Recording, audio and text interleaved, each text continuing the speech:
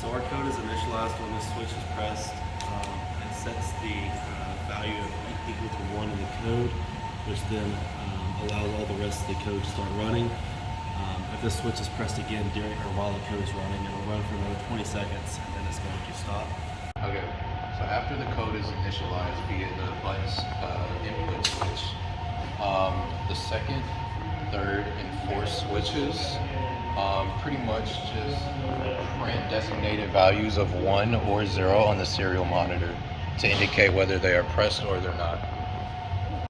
So next we have our encoder. Our encoder is controlled by moving it like this, and it determines the direction that is displayed over here on the serial monitor.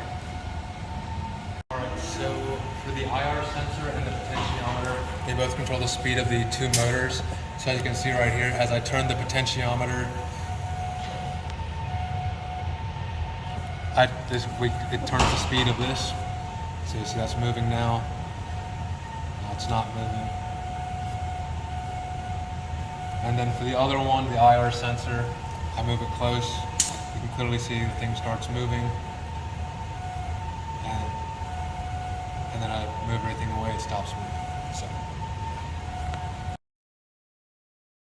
So we have the actuators here. We take pressurized air in from a bike pump through here, and the code lets these valves know when to release that air into these actuators, which allows them to push out and pull back in.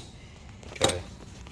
And the code here pretty much initially sends digital outputs to pins 1 and 2 and outputs to actuators pins 3 and 4 in the off position.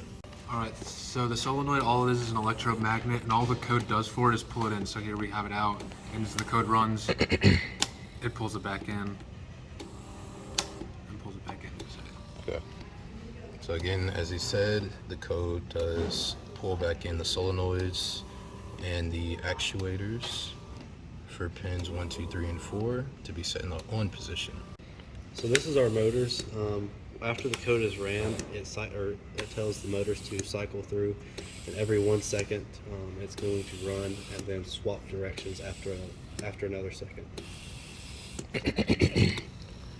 And